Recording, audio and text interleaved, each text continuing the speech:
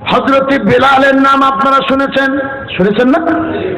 হযরত বেলাল ছিল, ঠোঁটটা ছিল একেবারে চ্যাপ্টা কালো, নাকটা ছিল বোসা, কিন্তু তার মর্যাদা এত বেশি আল্লাহ দিয়েছিলেন যে আল্লাহ রাব্বুল আলামিনের হাবিবের মসজিদের তিনি মুয়াজ্জিন হয়েছিলেন। সুবহানাল্লাহ বললেন না? যেন তেন কথা নয়। মানবতার পরম বন্ধু বিশ্বনবী জনাবে মুহাম্মদুর রাসূলুল্লাহ সাল্লাল্লাহু আলাইহি ওয়াসাল্লামের প্রতি হযরতের বেলালের অকৃত্রিম ভালোবাসা, আল্লাহর একত্ববাদের প্রতি কি একেবারে আন্তরিকতা, কল্পনাও করা যায় না। হযরতে বেলাল কি উমাইয়া ক্রয় করে নিয়ে আসলো, বাজার থেকে যখন ক্রয় করে নিয়ে এসেছে মরুভূমির ভিতরে বেড়া বকরি চড়ানোর জন্য, হযরতে বেলালকে উমাইয়াকে জিজ্ঞাসা করলো, কারো কাছ থেকে শুনতে পেয়েছে বেলাল নাকি আহাদ আহাদ বলে স্লোগান দেয়। সুবহানাল্লাহ বললেন না? উমাইয়ার কাছে যা ডেকে বলল, বেলাল রে, তুমি যে আহাদ আহাদ বলো, তোমাকে সতর্কতা দিচ্ছি, ভালো করে শোনো। তুমি যদি এ পথ থেকে ফিরে না আসো, তাহলে আমরা হলাম মক্কার সবচেয়ে পাওয়ারফুল ব্যক্তি, আমরা ইচ্ছা করলে তোমার যা মন চায় তাই করতে পারি, তোমারে কিন্তু শাস্তি দিব। হযরত বেলাল ডেকে বলেন, উমাইয়া এ তো অনেক পুরাতন কথা, ঈমান এনেছি যখন, এই ঈমান বাঁচাতে জীবনও দেওয়ার প্রয়োজন হয়েছে তখন। ঈমান, আমার দেশে একটি কথা আছে যে জীবন বাঁচানো ফরজ, কথা আছে না? কিন্তু আমি মনে করি আমার দেশে কথা, শোনো মুসলমান, আমি মনে করি ঈমানদারের জন্য জীবন বাঁচানো ফরজ নয়, বরং জীবন দিয়ে ঈমান বাঁচানো মুসলমানের জন্য ফরজ। কথা বলেন? জীবন দিয়ে ঈমান বাঁচানো ফরজ। সংগ্রামী ভাইয়েরা আমার, হযরত বেলাল ডেকে বলেন, উমাইয়া তুমি যদি আমাকে আঘাত করতে করতে আমারে শেষ করে দেওয়ার, আমার শেষ বিন্দু রক্ত যদি বেরিয়ে যায়, এরপরও আমার শেষ বিন্দু রক্ত থাকা অবস্থা আমি বলবো আমার আল্লাহ এক, আল্লাহর দাসত্ব আমি করি, আর আমার আদর্শ হলো মুহাম্মদুর রাসূলুল্লাহ সাল্লাল্লাহু আলাইহি ওয়াসাল্লাম।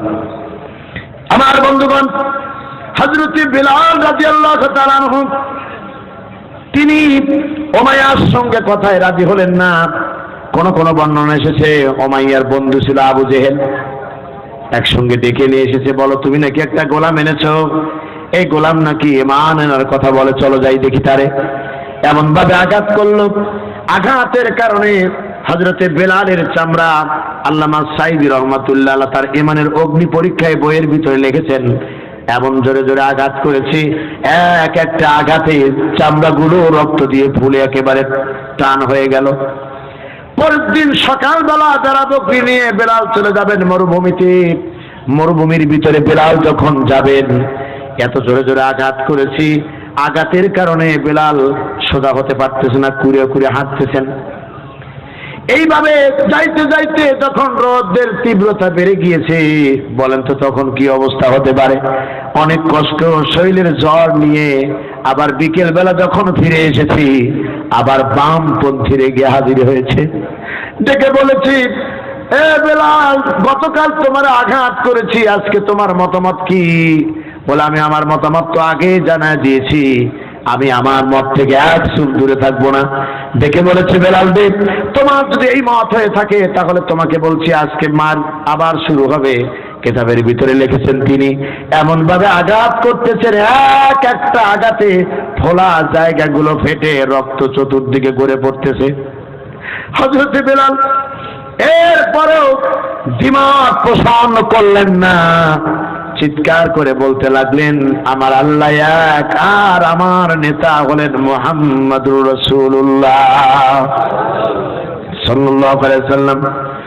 মন যদি দিতে হয় নবীকে দিও, তোমার কষ্ট যত না যিনি সইতে পারে না, ওই নবীজির মহাব্বতে দরুদ পড়িও।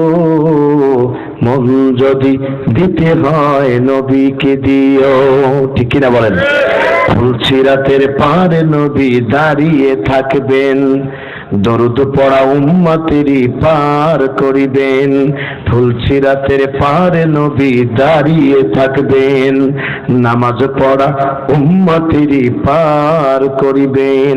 নবী পাগলদের দিদার দিয়ে, নবী পাগলদের দিদার দিয়ে ধন্য করিও, মন যদি দিতে হয় নবীকে দিও। ও তোমার কষ্ট যাত না যিনি সইতে পারে না, ওই নবীজির মহাব্বতে জীবন দিও, মন যদি দিতে হয় নবীকে দিও। বলেন আমিন। আমি আমার জীবনকে ধন্য মনে করি, আপনারা আমার সঙ্গে একমত হবেন দৃঢ়ভাবে। আমি নিজেকে অত্যন্ত ভাগ্যবান মনে করি আমি মুসলিম, অন্য ধর্মে আমার জন্ম হয় নাই। আমি নিজেকে অত্যন্ত সৌভাগ্যবান মনে করি আমার নেতা এমন নেতা যার ৬৩ বছর বয়সে একটা মিথ্যা কথা তো দূরের কথা, মানুষকে কষ্ট দিয়েছেন, কাউকে চাঁদাবাজি করেছেন, এমন রিপোর্ট আমার নেতার নামে নাই। আমার বন্ধুগণ, আমার নেতা এমন নেতা যে নেতা হেঁটে গেলে সুগন্ধি ছড়াতো।